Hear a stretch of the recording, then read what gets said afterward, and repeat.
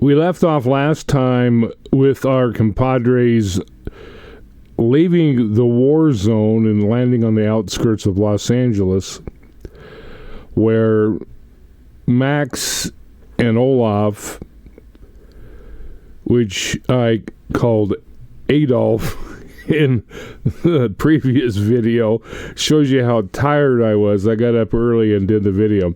But anyway, we left off with them outside of the craft, having spotted a pterodactyl, which had also spotted them.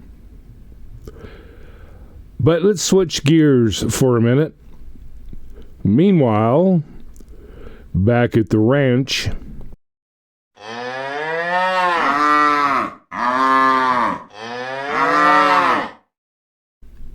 not a literal ranch, you doofus. What I'm trying to say is, meanwhile, we check in with our other crew who has traveled into the future, and let's take a look at how they're doing.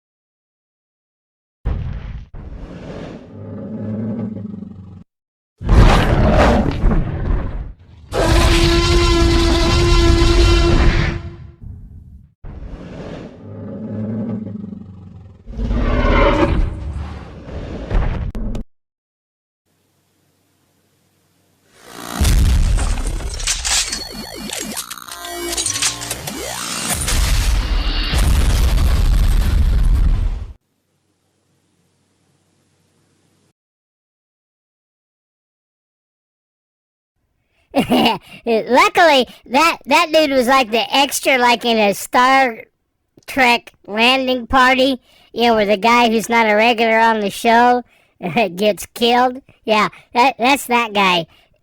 I'm just glad it wasn't me.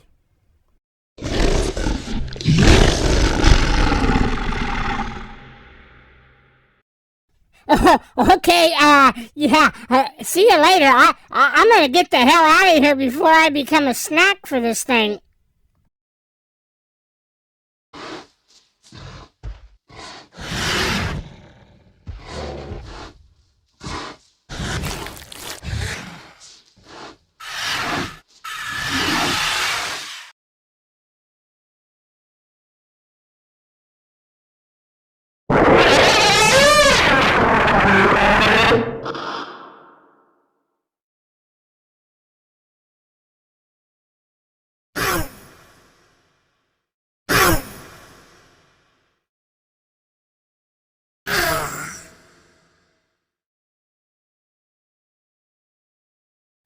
Wow, I just about didn't make it back here. I got chased by 2 dinosaurs. Why are there dinosaurs in the future? I thought they went extinct long before our own time period. Yeah, that makes no sense at all. How are there dinosaurs in the future? I just wish Massive Jeff was here to save us. We shouldn't have let him run off. He'd made up his mind.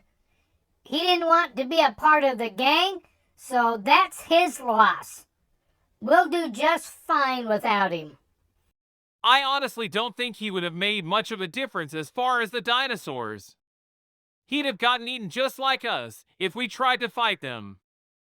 Somehow, we need to get hold of some weapons. No idea what kind of money they use here in the future.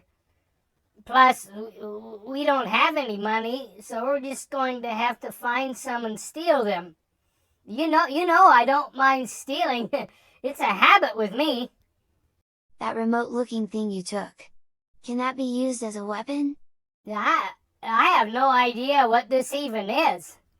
It's just sitting on the console, so I took it in case we needed it. But it really would help if we knew what it was even for. I don't think I'd just be pushing buttons on it haphazardly. You never know. It might just blow up on us. Well, it was in the time machine for a reason. We just have to think and figure out what the reason is, if we can. From what I've seen, thinking isn't necessarily your strong suit. Maybe we could find someone here in the future who could explain it to us. At this point in time, it would be considered an archive. I'm sure someone would have an idea how to work it. The problem is, how do we go search for someone with all these prehistoric creatures running around? People are getting eaten by these things. I don't really care to be the next meal. Well, guys, we can't just sit here. We need food and water, both. We have to find a water source first of all. I learned that by watching Naked and Afraid. But if we just sit here, we're going to die anyway, so we have to take some risks. We now switch back to Max and Olaf, who are just about ready to become Scooby snacks for the pterodactyl flying overhead, who has spotted them and is now diving toward them, looking at them as a Happy Meal. Max, use the ray gun if they get close. Looks like there's 2 of them. Holy moly, bud. Here comes the second one now.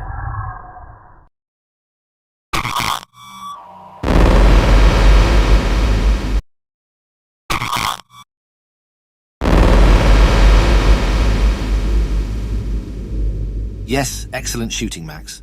Okay, guys, get back in the time machine. Hurry.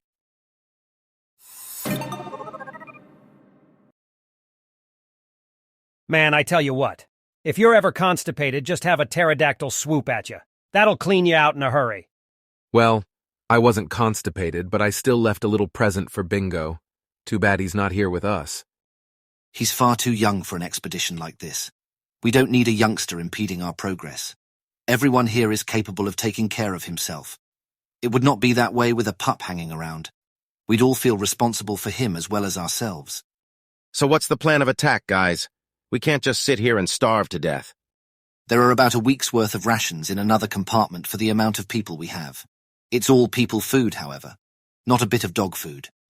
So basically the same as table scraps. Oh boy, Max, you might have to come outside and cover me after every meal.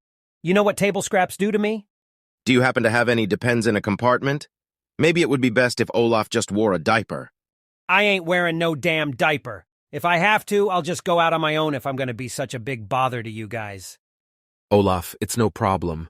I don't mind helping you out. It could have been disastrous if I hadn't gone out last time with you. Yeah, right now I'd have taken up permanent residency in a dinosaur's stomach. No worries, Olaf. You'd have turned into poop sooner or later. Thank you so much for that visual, asshole. Guys, knock it off.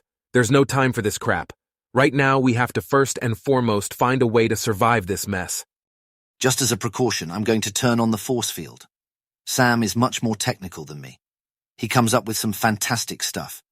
He showed me how to engage it when we were going through the procedures for the machine.